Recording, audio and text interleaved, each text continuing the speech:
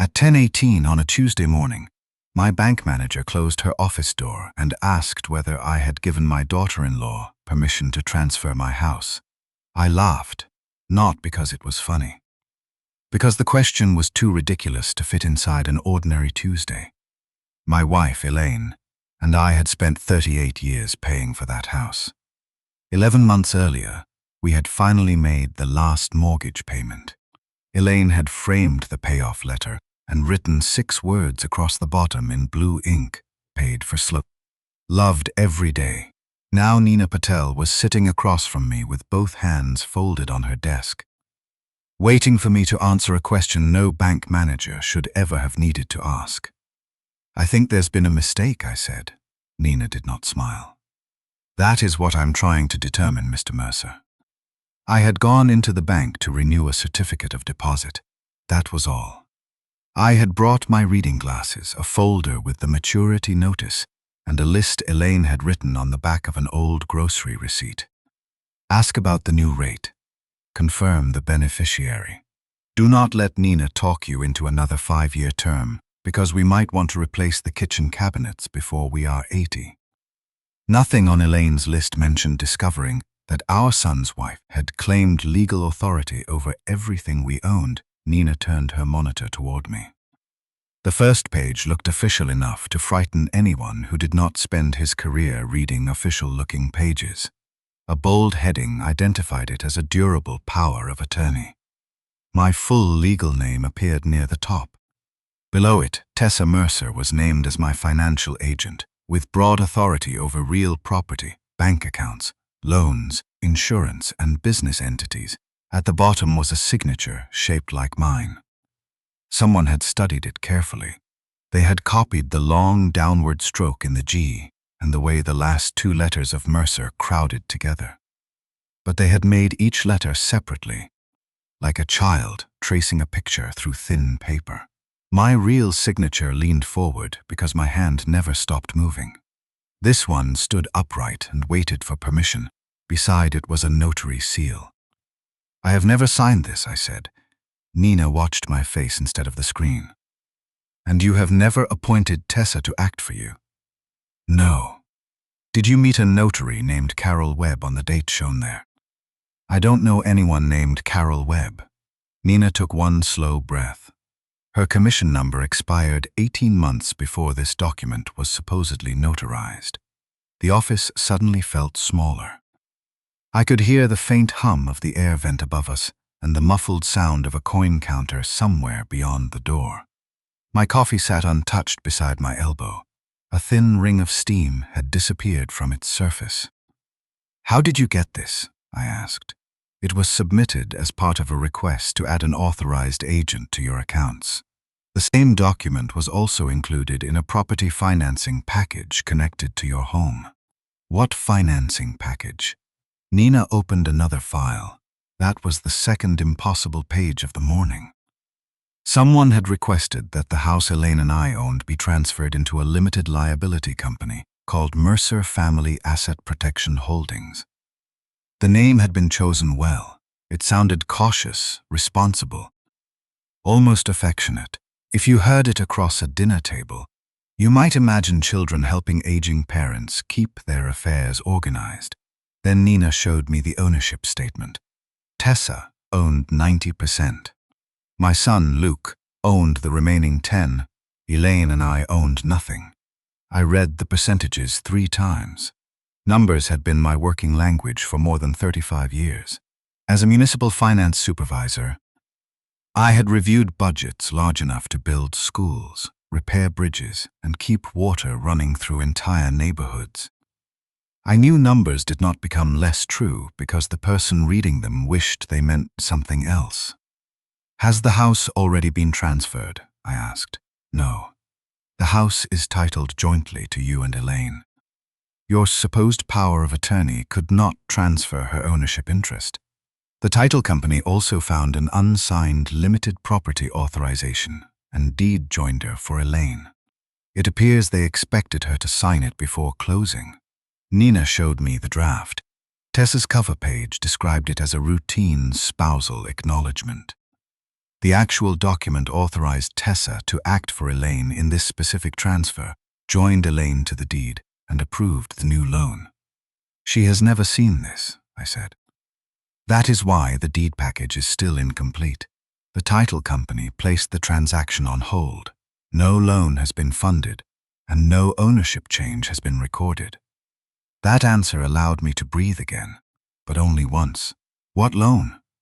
Nina hesitated before opening the next page. An equity-based loan using the house as collateral. The application is still under review. There were more requests.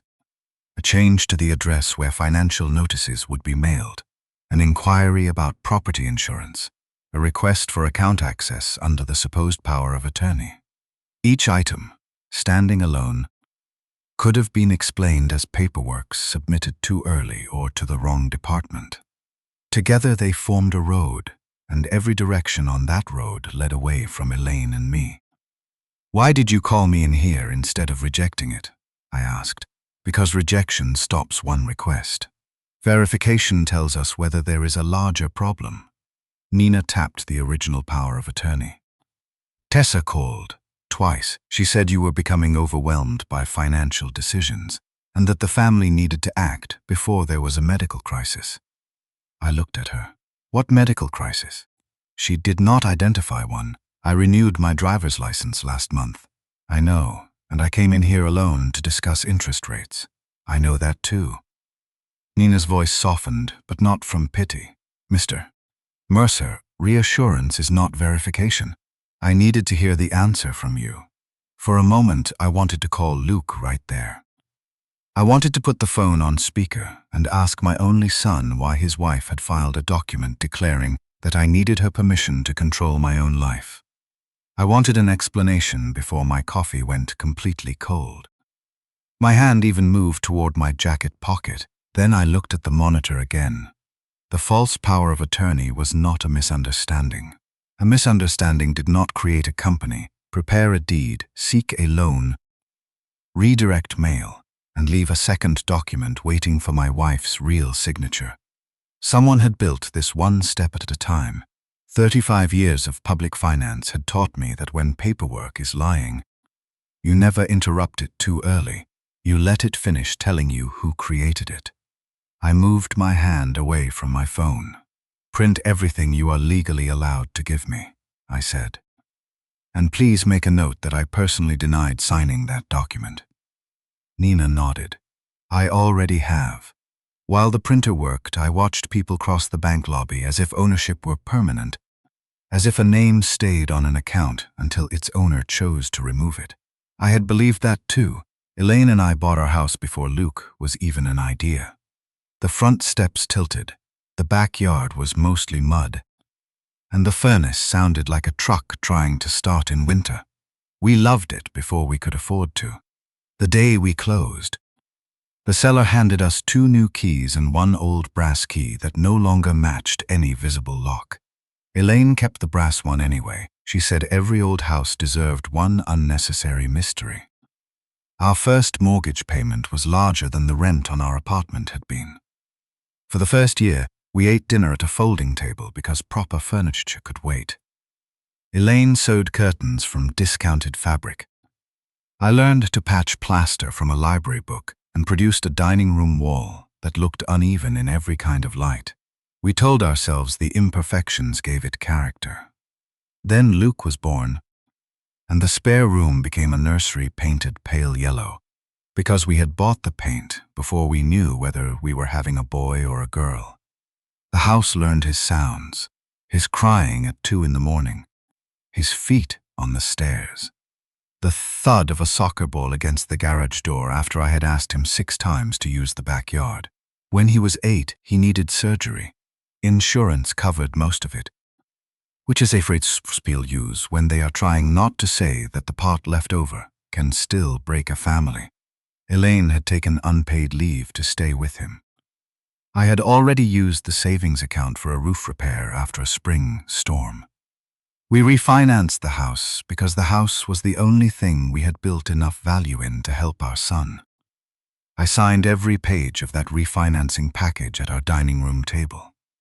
Elaine sat beside me, checking the numbers with a calculator that had one sticky button. Luke was asleep upstairs with a stuffed bear tucked under his arm and a row of healing stitches beneath his pajamas. I would have signed twice as many pages for him. That was what made the document on Nina's screen hurt in a way theft by a stranger never could. Luke knew what that house had done for him. He knew the second mortgage was not an investment strategy. It was the price of bringing him home healthy. The years after that were ordinary, which is more expensive than young people expect. School shoes, dental work, failed transmissions, rising property taxes. Elaine and I skipped vacations without announcing that we were making sacrifices. We drove used cars and kept them until the repairs became a form of optimism. We ate canned soup at the end of tight months and laughed when Elaine tried to improve it with spices neither of us could identify. Every payment reduced the balance by an amount that looked insulting at first. Then the years accumulated. The principal began to shrink. Luke grew up, moved out, married Tessa, and started a home renovation company. Elaine and I kept paying. The morning we made the final payment, she insisted we do it together. We sat at the same dining table where I had signed the refinancing papers for Luke's surgery. The table had been refinished twice, and one corner still bore a shallow groove from the toy truck he used to drive across it. I pressed the button to submit the payment. Elaine looked at the confirmation screen and said, "That seems too quiet for 38 years." So I opened a bottle of sparkling wine we had been saving, and she found 2 glasses even though it was barely 11 in the morning. We toasted the roof that had leaked, the furnace that had threatened mutiny, the pale yellow room. And every month we had managed not to lose any of it. When the payoff letter arrived, Elaine framed it. Paid for slowly. Loved every day. Tessa saw a paid-off house. Elaine and I saw 38 years of Sundays. Sundays were when the place had become ours in ways no deed could fully record. Pancakes after church when Luke was small. Homework spread across the table. Summer afternoons repairing the fence. His college acceptance letter opened near the kitchen sink. The first dinner after he married Tessa. When she complimented the original woodwork and told us the property values in our neighborhood were rising faster than inflation. At the time, I had thought she was making conversation, sitting in Nina's office. I wondered how long she had been calculating. The printer stopped. Nina placed the pages into a plain folder, then slid a written acknowledgement across the desk for me to sign. This one I read from beginning to end. It stated that I denied creating the power of attorney, denied authorizing the property transfer, and requested additional identity verification on future account changes. I signed it in front of her. My real signature moved quickly. The letters leaned forward. The final stroke crossed the line with the impatience it had carried since I was 20. Nina compared it with the signature on the power of attorney. "They are close," she said. "Close is useful if you are forging a birthday card." I capped the pen. "It is less useful when you are trying to take a house." She gave me the name of a lawyer who handled estate and property fraud, Harriet Cole, and advised me not to contact anyone involved until I had spoken with counsel. She also promised the bank would preserve its records and keep the access request blocked. I left with the certificate of deposit untouched and the plain folder held tight beneath my arm. Outside, the day was bright and indecently normal. Cars moved through the intersection. A delivery driver balanced 3 boxes against his chest. Somewhere nearby, a lawnmower started. I sat in my car without turning the key. My phone showed a message from Elaine, asking whether Nina had talked me into 5 years. I typed, "Not yet. There was a complication. I will explain when I get home." Then I erased the second sentence. "Not yet." I sent. "I am bringing lunch." I hated keeping anything from her. In 38 years, we had survived by putting bad news on the table and looking at it together. But I did not yet know whether this was Tessa's crime, Luke's mistake, or something they had built with equal hands. Until I understood that, I would not make Elaine carry every possible version of the betrayal. I opened the folder one more time before starting the car. The false signature sat at the bottom of the page, waiting to be believed. My daughter-in-law had tried to take my house with a signature. I decided not to tell her yet that she had misspelled the way I wrote my own middle name. I brought home 2 turkey sandwiches and a folder that could have taken the roof from over our heads. Elaine was in the kitchen, standing on a chair with the framed mortgage payoff letter in her hands. She had decided that the wall above the sideboard needed dusting, which was Elaine's preferred way of beginning any project that might eventually involve moving every piece of furniture in the room. "Did Nina trap you into 5 years?" she asked. I escaped with my retirement intact. She looked down at the folder beneath my arm. "What's that?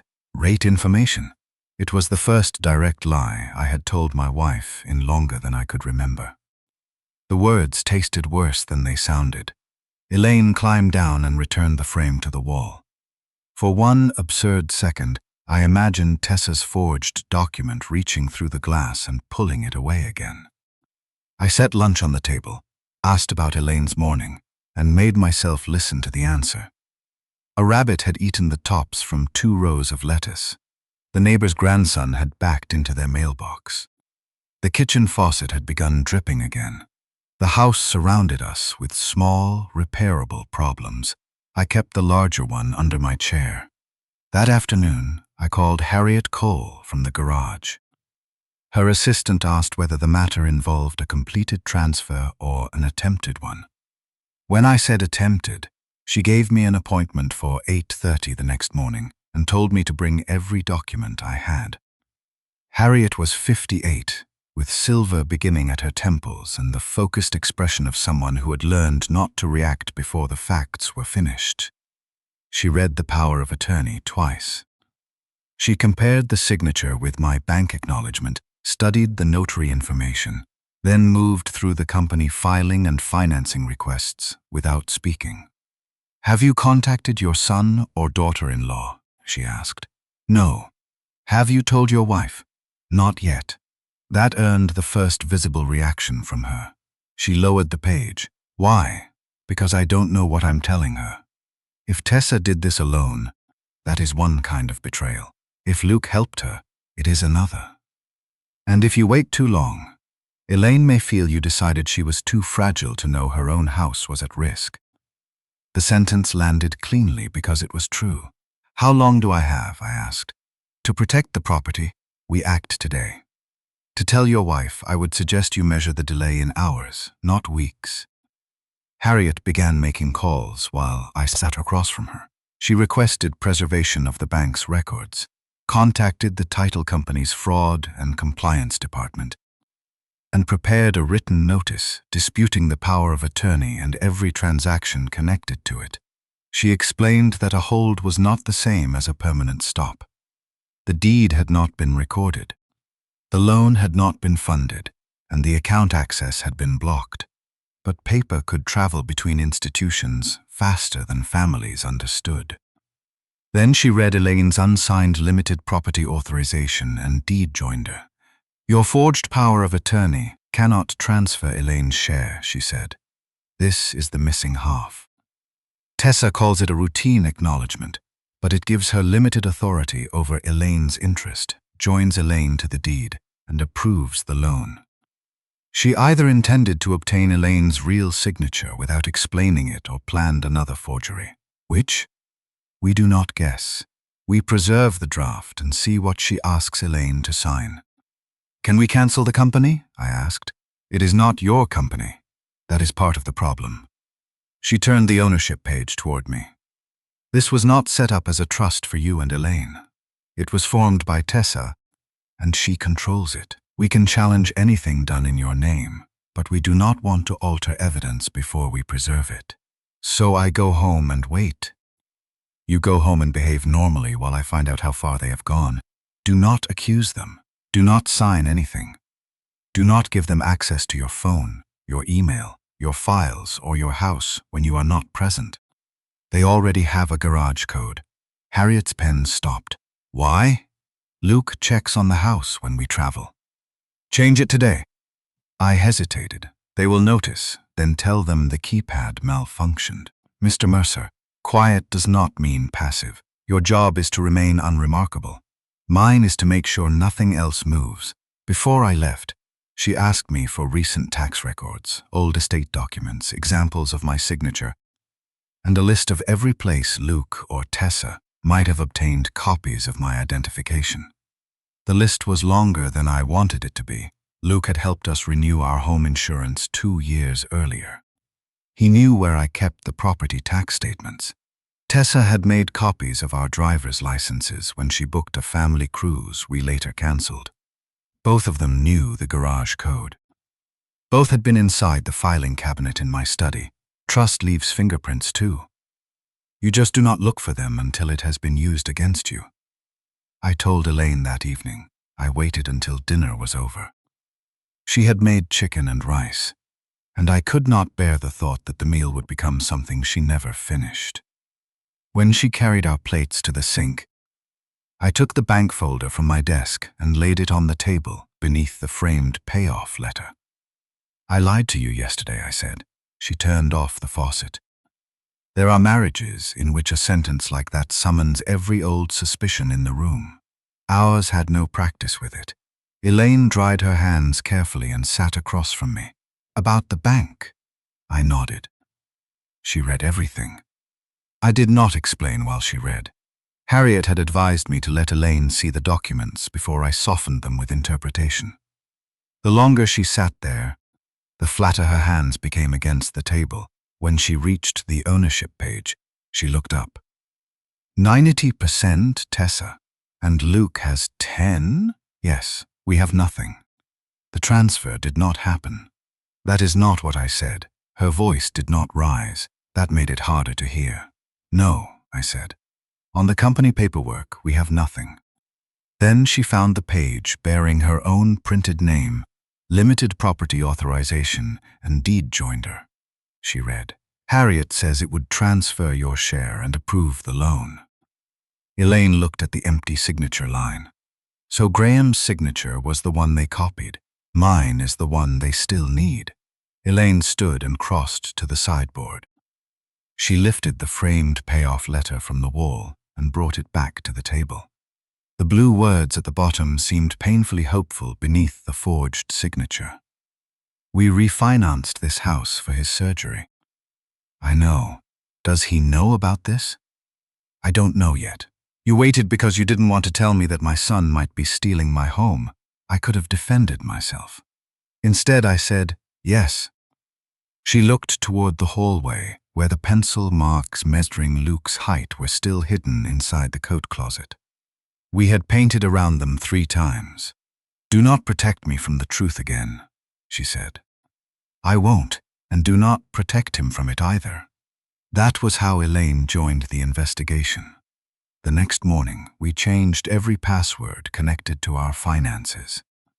I replaced the garage code and told Luke the keypad had reset after a power fluctuation. He responded with a thumbs-up image and asked whether Sunday dinner was still on.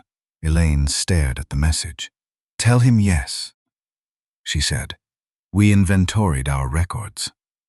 A copy of my driver's license was missing from the cruise folder, and the latest property tax statement had been returned to the wrong drawer. None of that proved who had touched them. A stranger moving through our filing cabinet leaves a broken lock. A son does not need one. Elaine found the old brass key beneath a stack of appliance manuals and set it beside the payoff letter. No one decides when this stops being our home but us, she said. I added the missing records to Harriet's list. Harriet's first discoveries arrived 2 days later. Luke's renovation company had not simply slowed down. It had collapsed under 3 unfinished projects, disputed supplier invoices, and a personal guarantee he had signed for business credit. Harriet could not access private account balances without legal authority. But public filings showed 2 collection actions and a lien against company equipment. A demand connected to the guarantee was approaching its deadline. The timing matched the forged power of attorney. 6 weeks before Nina called me, Tessa had formed Mercer Family Asset Protection Holdings. 4 days later, someone ordered an appraisal of our house. 3 days after that, the false power of attorney appeared in the financing package. Desperation had a calendar. I wanted the debt to explain everything. Luke's business had failed. Panic had overtaken judgment. And Tessa had reached for the largest asset she could see. That version still hurt, but it offered the comfort of haste. People in panic do terrible things quickly. Then Harriet showed us the messages.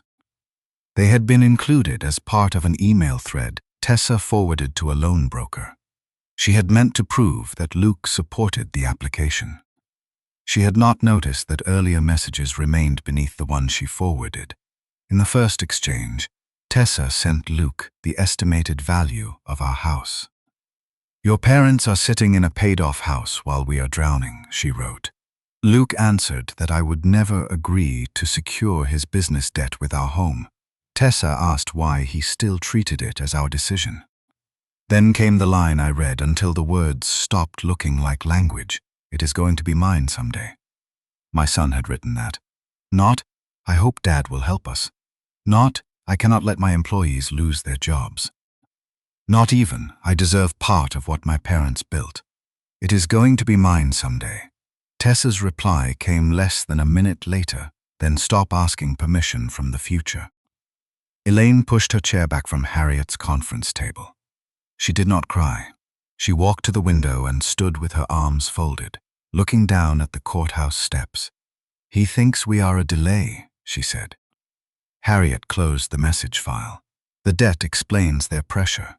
It does not explain away the conduct." "Does this prove Luke knew about the forged signature?" I asked. "It proves he knew they intended to use your property without your agreement. We still need to establish what he knew about the document itself." That distinction mattered to the lawyer. It mattered to me too. Although I hated myself a little for needing it, I asked Harriet what would happen if I called Luke and gave him one chance to tell the truth. "He might confess," she said. "He might also warn Tessa, delete records, withdraw the pending application, and spend the rest of his life calling this a family misunderstanding. Right now, we have a forged document and a trail of incomplete transactions. What we do not yet have is the complete route by which they obtained your records, created the instrument, and intended to benefit from it. You want them to keep going.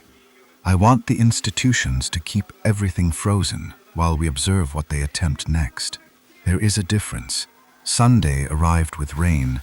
Luke and Tessa came at 6 carrying a bottle of wine and a bakery pie. Tessa kissed Elaine's cheek and asked whether we had considered her suggestion about organizing our estate. Luke changed the subject before I could answer and complained about the difficulty of finding reliable subcontractors. I watched him take the chair he had used since college and wondered how much of belonging he had turned into access. During dinner, Tessa described a client whose elderly father had created a complete mess by refusing help with his finances. She said families needed authority in place before confusion began. "What kind of authority?" I asked. Her expression brightened. "Just practical authority. Paying bills, managing property, protecting assets." "You mean a power of attorney?" She paused for less than a second. "Something like that." Luke kept cutting his chicken. Elaine met my eyes across the table. Her face remained calm, but her left hand tightened around her napkin. "Wouldn't both of us need to sign if the house belongs to both of us?" she asked. Tessa smiled at her. "Graham handles the authority. Your part would only be a routine spousal acknowledgement. This is about making things easier, not taking control." The lie was so smooth that I understood why Nina had needed to hear my answer directly. After dessert, Tessa offered to help me sort the papers in my study. I told her I had already begun and pretended to forget which drawer held the insurance file. She corrected me before she could stop herself. "The lower right one," she said. The room went quiet for one beat. Then Luke laughed. "Tessa remembers everyone's filing system better than her own." I smiled with him. When they left, Elaine locked the front door and rested her forehead against it. 6 weeks, she said. How are we supposed to sit with them for 6 weeks? I did not have an answer. The following morning, Harriet called us back to her office. The title company had confirmed that a quitclaim deed was being prepared. The lender had requested additional verification. A property insurance change had also been initiated. Every transaction remained pending, but the pattern was expanding. Harriet placed the growing file between us. A bad lie collapses when confronted, she said. A patient lie usually produces paperwork. I looked at Elaine. She reached for my hand beneath the table, not because either of us was afraid of losing the house now, but because we were beginning to understand what keeping it would cost. Harriet closed the file. Do not confront them, Graham. Let them finish. I left knowing that Sunday dinner had become a 6-week waiting room, and the people trying to erase me from my own home still expected me to serve dessert. Silence is easy when the people who betrayed you are far away. It is harder when they arrive every Sunday at 6, bring dessert, and ask whether you need help carving the roast. For the next 6 weeks, Luke and Tessa continued coming to our house as if nothing had changed. Elaine set the table.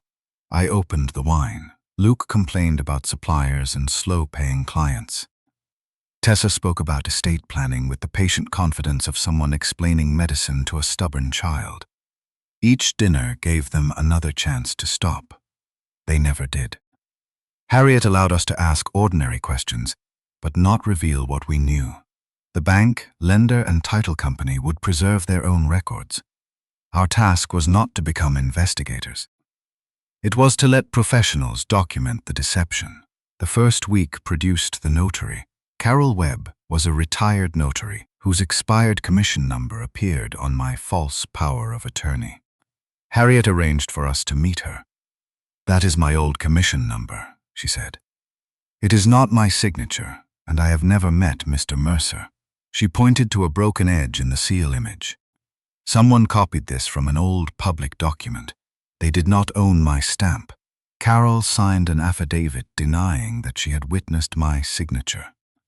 Harriet had it notarized by someone whose commission was current and whose identification she verified in front of us. The second week produced the title file. April Simmons, the title officer assigned to the proposed transfer, met Harriet at her office and allowed us to attend.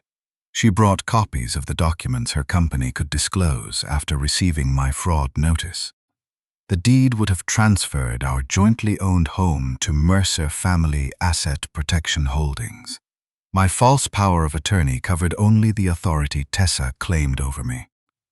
Elaine's limited property authorization and deed joinder was supposed to supply the missing authority for her share. The house was not being moved into a family trust, April said. It was being moved into a company controlled by Mrs. Mercer. Tessa called it a long-term care strategy, but the loan would have paid creditors connected to Luke's failed business. Nothing created a medical reserve for us. Without my signature, could it close? Elaine asked. No, April said. That is why the limited authorization and deed joinder was prepared. They still need you.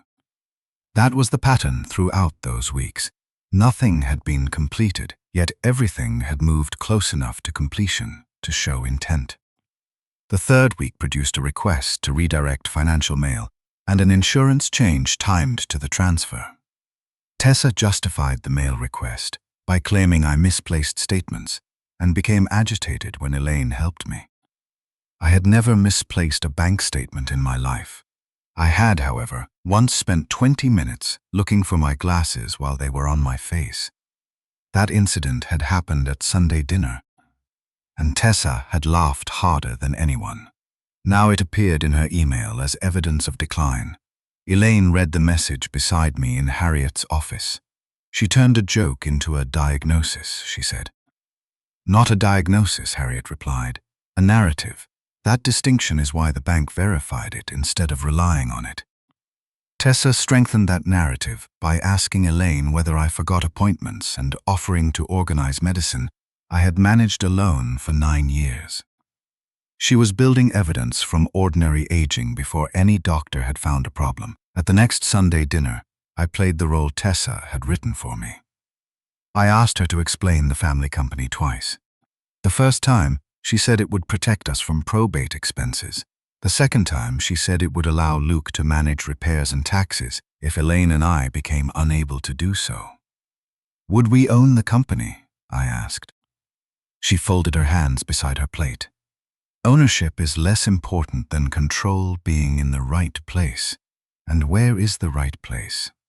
With the family members who can respond quickly. Luke looked down at his food. I let my forehead crease as if the words were moving too fast for me.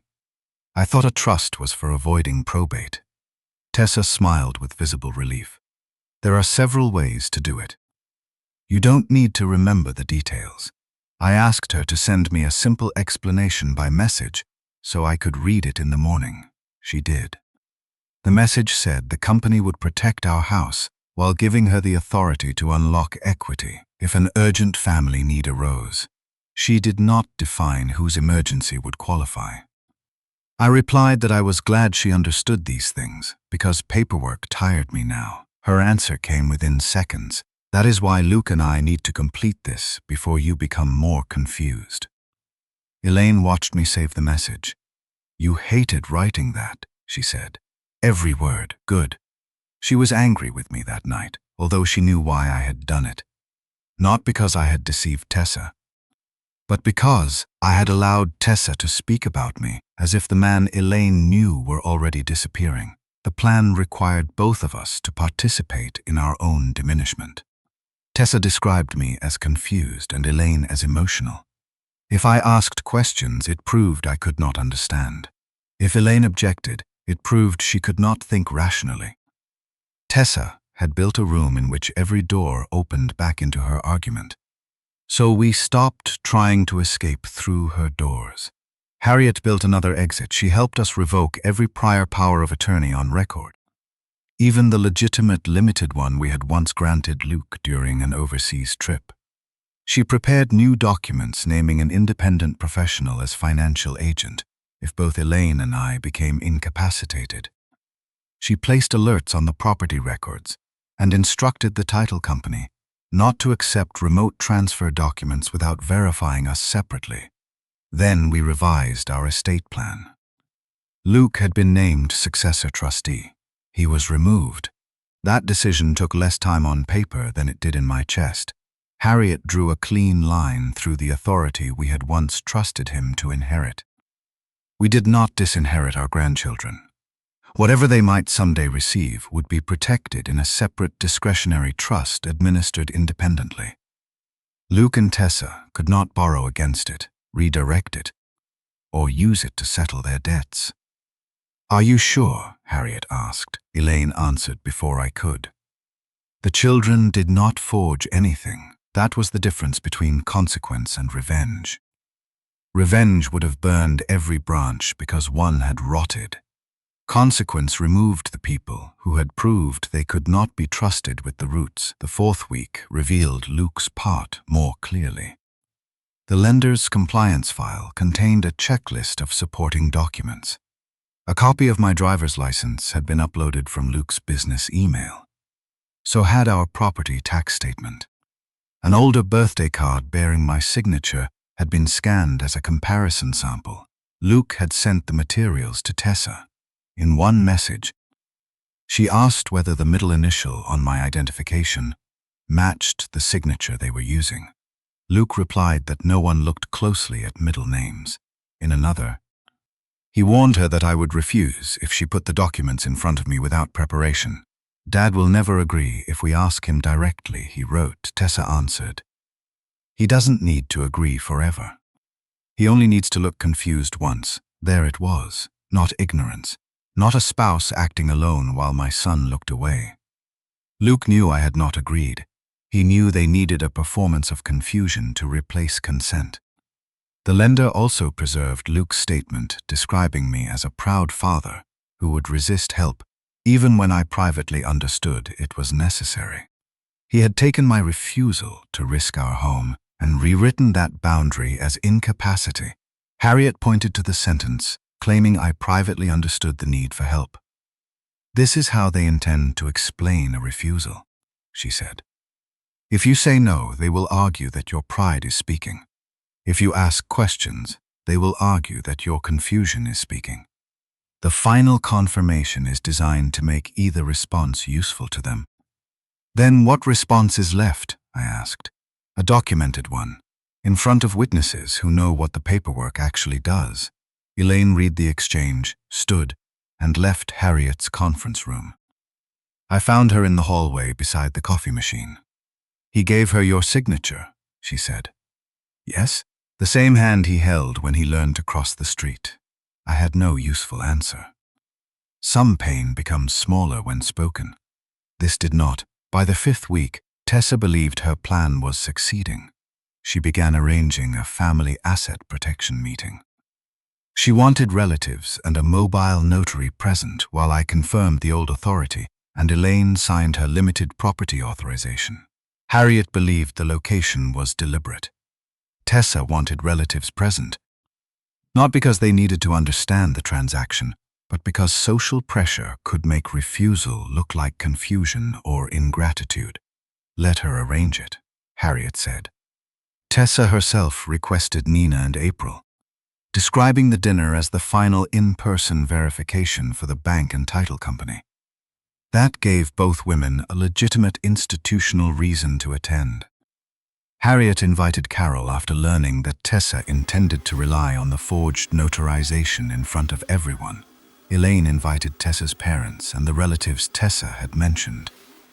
I invited Harriet without telling Luke why. During the 6th week, Tessa removed the framed payoff letter from our wall. She had come over to photograph the dining room for what she called a household asset inventory. I watched her lift the frame and carry it toward the table. "Why do you need that?" I asked. "The lender likes evidence that the existing mortgage was satisfied." I thought this was about avoiding probate. She glanced at me, measuring how much I understood. "It does several things, Graham." She photographed the letter, then set it face down beneath a stack of presentation folders instead of returning it to the wall. After she left, Elaine picked it up. "She did not even read what I wrote," she said. "She read the payoff amount." Elaine placed the letter in Harriet's evidence case. The wall above the sideboard remained empty for the rest of the week. On Friday, Tessa sent the agenda. I would sign a confirmation of prior authorization. Elaine would sign a limited property authorization and deed joinder that Tessa called a routine spousal acknowledgement. Together, the 2 pages would validate my forged authority, supply authority over Elaine's interest, and allow the title and loan reviews to continue. The false power of attorney had brought them almost to the door. Our real signatures were supposed to let them through it. On Sunday afternoon, I polished the old brass house key and placed it in my pocket. Elaine arranged the chairs. Harriet called to confirm everyone was coming. At 5:45, Tessa arrived with a laptop, a new mobile notary, and the 2 final papers she expected us to sign. For 6 weeks, she had thought I was becoming easier to manage. I was becoming harder to lie to. Tessa believed the final dinner would turn her forged authority into something real. She did not know the woman whose stamp she copied had accepted my invitation. Tessa arranged the chairs so Elaine and I sat at the end of our own dining table. Luke placed her laptop on the sideboard beneath the empty space where the payoff letter had hung. Tessa's parents arrived first, followed by 2 relatives we usually saw only at holidays. April Simmons arrived carrying the title file, and the mobile notary set a compact stamp beside my plate. Everyone had been told the evening was about protecting Elaine and me.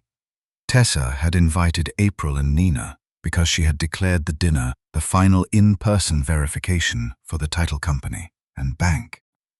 She believed their presence would make the papers look safer. Harriet, Elaine, and I knew it would make her statements impossible to revise later.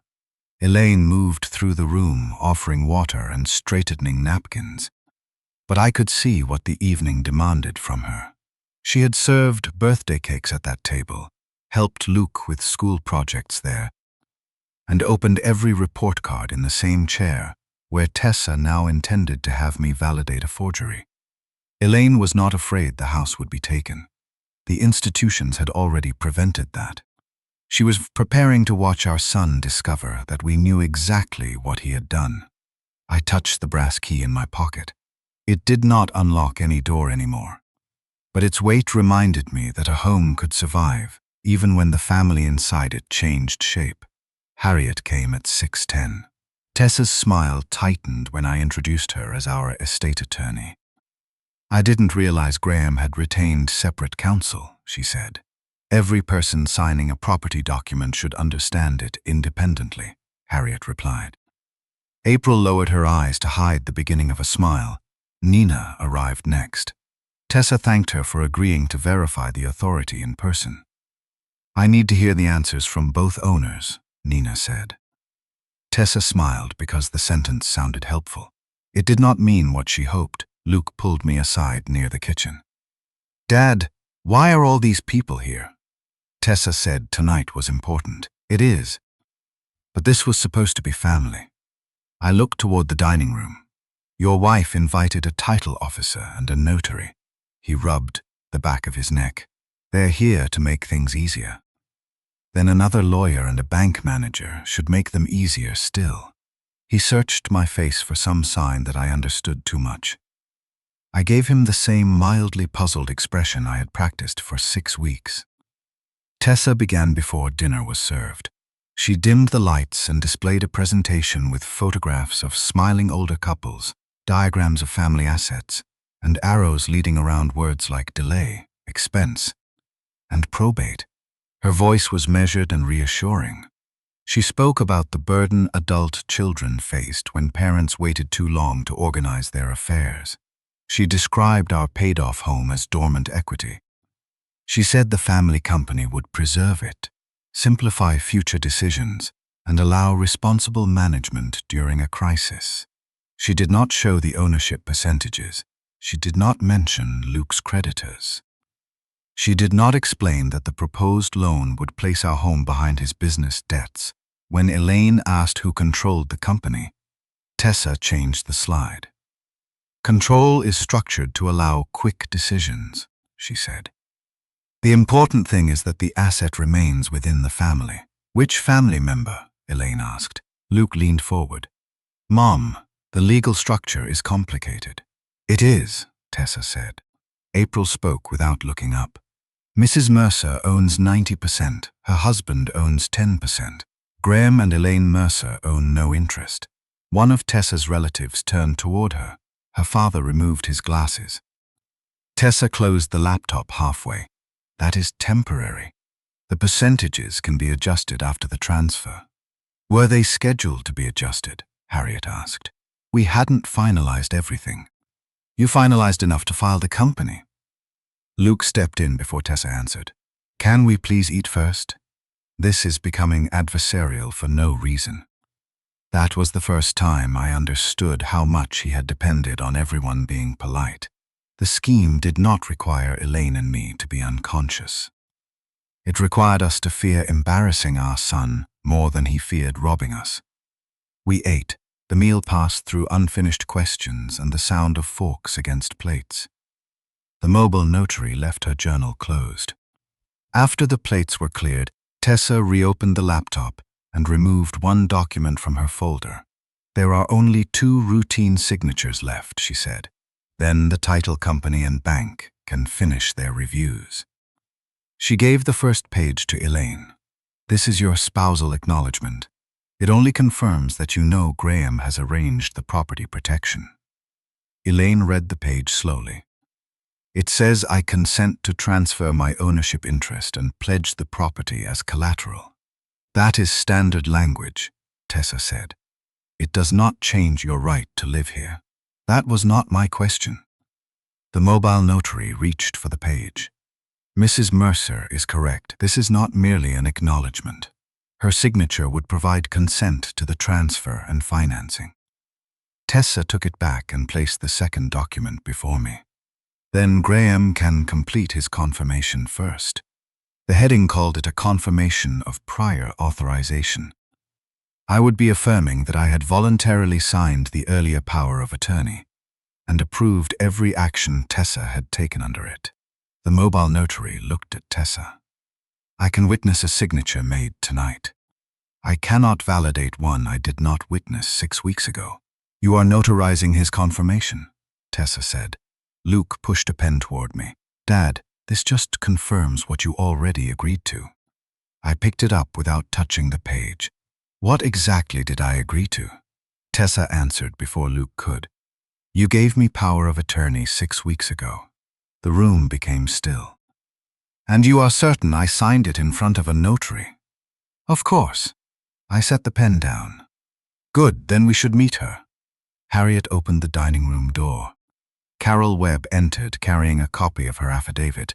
Tessa's face did not collapse dramatically. She became very still. Her eyes moved first to Carol, then to Harriet. Then to the copy of the false power of attorney in April's file. Carol remained standing. My name is Carol Webb. That document uses my old commission number. It is not my signature. I did not notarize it. And I have never met Mr. Mercer before this evening. Tessa looked at Luke. This is ridiculous. The document service must have made an error. Carol placed a magnified image of the seal on the table. The image was copied from an impression made when my seal had a damaged edge. My commission had expired 18 months before the date on your document. Harriet laid my signed affidavit beside it.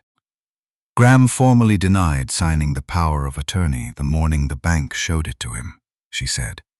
The bank preserved the submission records. The title company preserved the transfer package. The lender preserved the application and supporting emails. Nina opened her folder. The request to recognize Mrs. Mercer as an authorized agent has been rejected.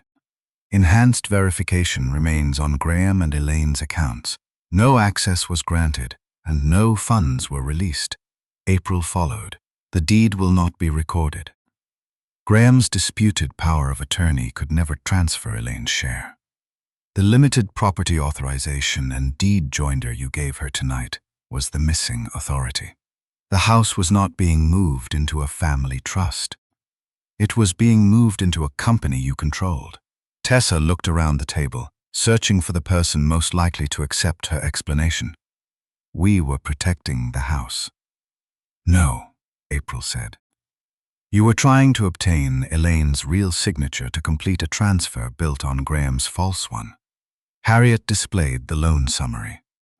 It showed the house as collateral and Luke's business creditors as the intended recipients of most of the proceeds. Tessa's father read the first page, then pushed it away from himself. You said this was for their medical care. It would have stabilized the whole family, Tessa replied. Luke's company failed. We were about to lose everything. So you offered our house instead, Elaine said. Tessa turned toward her. We would have made the payments. With what? Tessa had no answer. Luke stood. Dad, it was going to be mine someday. Hearing him say it aloud was worse than reading the message. On the screen, the words had looked like evidence. In my dining room, they sounded like an obituary written before I died. Eventually is not a signature, I said. You knew the house would come to me. I knew we had named you in an estate plan. That was an act of trust, not a debt we owed you. Harriet placed the supporting document checklist on the table. Beside each item was the source address, showing it had come from Luke's business email. You supplied Graham's driver's license, property tax statement, and signature sample, she said. Luke's mouth opened, but Harriet continued. She displayed the message in which he admitted I would never agree if they asked directly. Then she showed Tessa's response. He doesn't need to agree forever. He only needs to look confused once. No one at the table spoke. Elaine looked at our son. You weren't borrowing our future, Luke. You were trying to spend it while we were still living in it. Mom, I never wanted you out of the house. You tried to move the house out from under us. Whether you allowed our bodies to remain inside it is not the kindness you think it is." Tessa's voice sharpened for the first time. We were desperate. Elaine lifted the framed payoff letter from Harriet's evidence case and placed it upright on the table. "Desperation explains why you reached for our home. It does not make your hand ours." Tessa looked at me. "Graham, you know how much pressure we were under." "I do." "Then you know we weren't trying to hurt you. You described me as declining, forged my authority, and disguised the transfer of Elaine's ownership as a routine acknowledgement. You did not need to want our pain for the harm to be deliberate. I placed the false power of attorney beside the real payoff letter. You thought a forged signature made you my representative. It made you evidence." Harriet explained the immediate consequences without raising her voice. The transfer was rejected. The financing application was cancelled. The false power of attorney had been disputed with every known institution. The title company and bank were making formal fraud referrals. Records had been preserved for legal review. No police entered our dining room. No one was taken away in handcuffs. Real consequences rarely arrive with music. They begin with closed accounts, retained counsel, recorded notices, and the quiet understanding that every future explanation will be compared with a document created before the lie was challenged. Luke asked whether we were reporting him too. "The records include your actions." Harriet said, "What reviewing authorities do with them is not your father's decision tonight." Then I told him about the trust. He was no longer our successor trustee. He held no financial authority for us. Any future benefit for his children would be administered independently, beyond his or Tessa's access. "You changed everything without telling me?" he asked. "You tried to change everything without asking me." Tessa gathered her folders, but April stopped her from taking the copies supplied by the title company. The mobile notary packed her unused stamp. Tessa's parents left without speaking to her. Luke remained by the door until Elaine asked him to go. He looked once toward the pencil marks inside the coat closet. Then he left the house, where he had grown up. 3 months passed before we saw him again. The false power of attorney was formally declared invalid, and notices were placed in the relevant property and financial records. Elaine's unsigned limited authorization remained proof that the transfer had never been approved by both owners. The title alert stayed active. The loan never funded, the deed never recorded. The fraud referral continued through legal review, slowly and without promises from Harriet about its final outcome. Luke and Tessa had to face the debts they had tried to move onto us. They sold equipment from the failed business and put their own house on the market. Tessa communicated through counsel for several weeks, insisting that financial pressure had impaired her judgment. I understood why she had been desperate. Understanding was not permission. Luke came alone on a cold Thursday afternoon. Elaine let him in, but she did not make coffee. He sat at the dining table and looked older than he had 3 months earlier. "Dad, I thought I was protecting what would eventually be mine." "You were protecting yourself from having to ask me," he nodded. "If I had asked, would you have helped?" It was the question I had asked myself every morning since the dinner. I might have helped you close the business responsibly. I might have paid for an independent lawyer or negotiated with a creditor. I would not have risked this house. Now we will never know what I might have offered, because you replaced the question with my signature. He apologized. I believed he was sorry. I did not confuse sorrow with repair.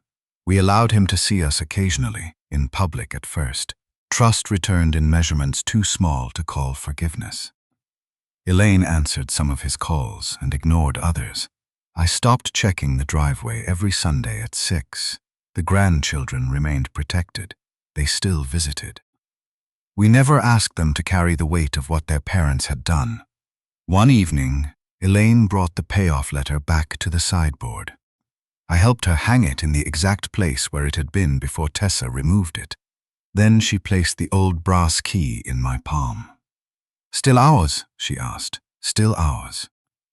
Tessa had tried to take our house with one false signature, and one real signature she hoped Elaine would give without understanding. Elaine and I had built it with 38 years of real ones. Mortgage checks, school forms, repair bills, birthday cards, and promises. One lie was never going to outweigh a lifetime of proof. If your own son and daughter-in-law forged your power of attorney because they were drowning in debt, would you help them after stopping the fraud? Or would the moment they used your signature end the relationship for good?